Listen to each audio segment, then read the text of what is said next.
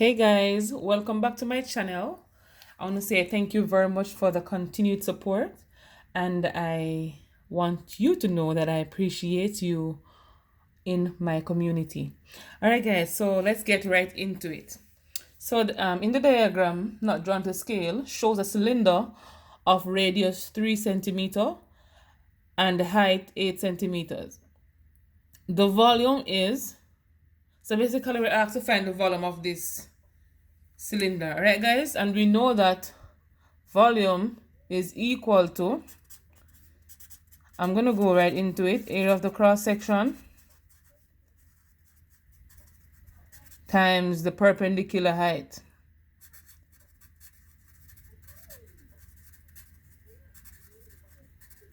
All right, and so the perpendicular height, oh, this writing is so bad. The perpendicular height here would represent h. The area of the cross section is basically what face are you seeing twice. So the cross section here would be the circle, and the area of a circle is pi r square. All right, guys. So that's how we get it for this one. One more thing, we need to observe our answer to see that they did not use the pi at all. So they, whatever you're doing on this side, ensure you're not touching the pi any at all. So let's move. So r is for the radius, and that's 3 centimeters. Or you can there you can see it. So it's pi 3 square times the height, which is 8. Let's simplify this part. Remember, we will not be touching the pi because the answer has pi in it. So 3 square is 9. So it's 9 pi times 8. 8 nines at 72 pi. All right. And we're going to be centimeter cube because we have 3 unit going on here, because r square here, r times r, with centimeter times centimeter, and the height is also centimeter, so it's centimeter cube. And that's how we get 72 to be our answer. I hope you understand this one, guys. If you want more questions like this, let me know, and I'm happy to source them for you.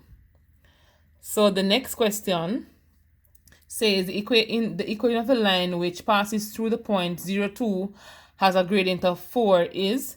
So basically the equation of the line is in the form y equal mx plus b, or y equal mx plus c. Remember, m and b are real numbers, so the letters, they vary, so it's up to you which you want to use. But let's continue. So guys, right here 0, 2, that's x, and that's the y value. If you look at this point, you'll see that this is a point for the y-intercept. All right, so if you observe that, you can go ahead and replace it into the form. So we know that this is going to be 0, c. All right, and that's the coordinate for the y-intercept. So we can go ahead and say y is equal to 4x, because that's the gradient, so that's 4, and c, or b, is 2. All right, that's how we get it, guys. But let's say that they did not give you the y-intercept here. What you'd have to do is to substitute 0, 2 and m equal 4 into this equation. So let's go. So that's x and that's y. So we know that 2 is equal to 4 times 0 plus c. 2 is equal to c, because that cancel. So c is equal to 2. So y is equal to 4, which is the gradient, x plus 2. So it gives you the same answer, guys. All right, I'm just giving you this part in case they did not give you the y-intercept, so you know, have an idea how to work it. Let's continue.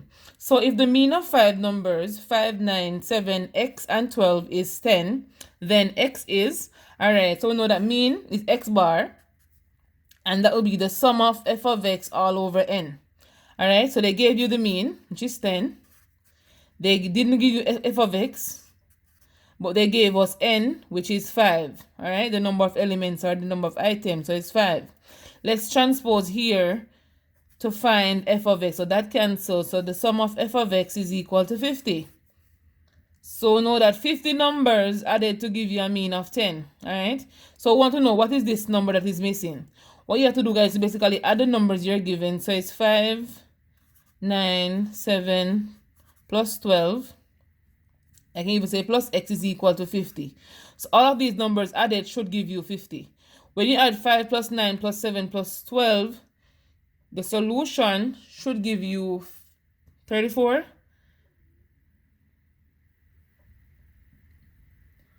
I think so. So 5, so 7, that's 19, that's 20, that's 20, yeah, 39. No, that's 49. No, I think this number should be 14, guys. Should be 13. My bad. I think this number should be 13. I think I wrote it incorrectly, but this number should be 13, guys.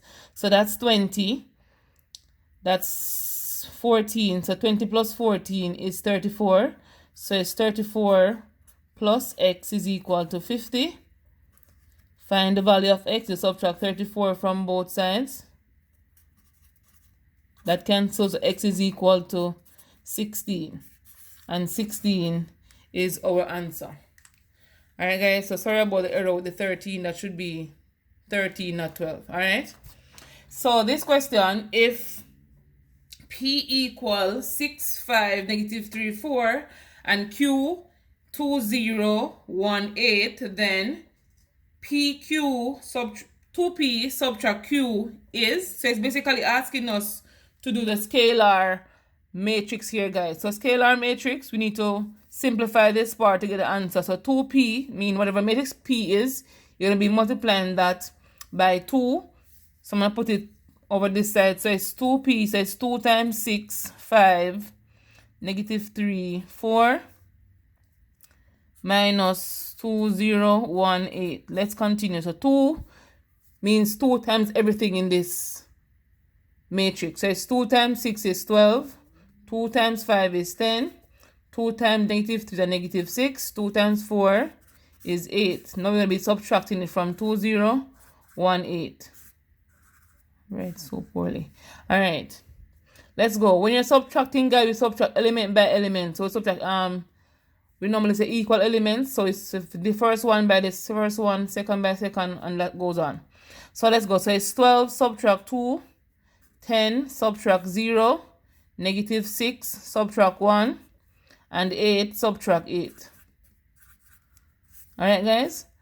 So from here we simplify it as 12 subtract 2 is 10, negative 6, negative 1 is a negative 7, 10 subtract 0 is 10, 8 subtract 8 is 0, and so our answer is C right here.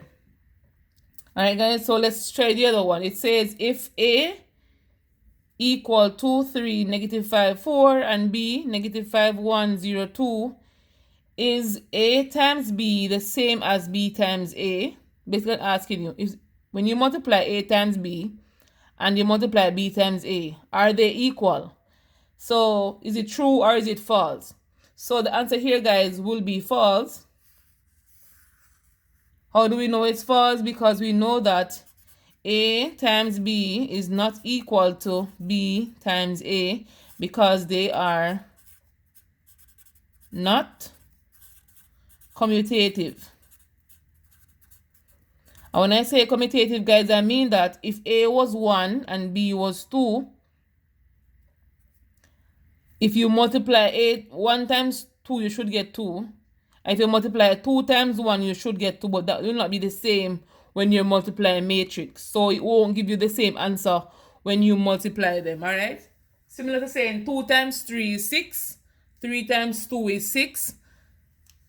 That means those two numbers are commutative, whether you turn them back way or some would say the reverse to give you the same answer. But for matrix, guys, they're not the same, so we say they're not commutative. All right, guys, thank you very much for watching. I hope you understand what I just explained. If you don't, feel free to leave me a comment in the comment section below, and I'll be happy to help you or to source more questions or to give you different ways that you can approach the question. All right, guys, I've been doing this method as if you don't know what answer to look for, it makes no sense you try the elimination of answers method. All right, guys, thank you.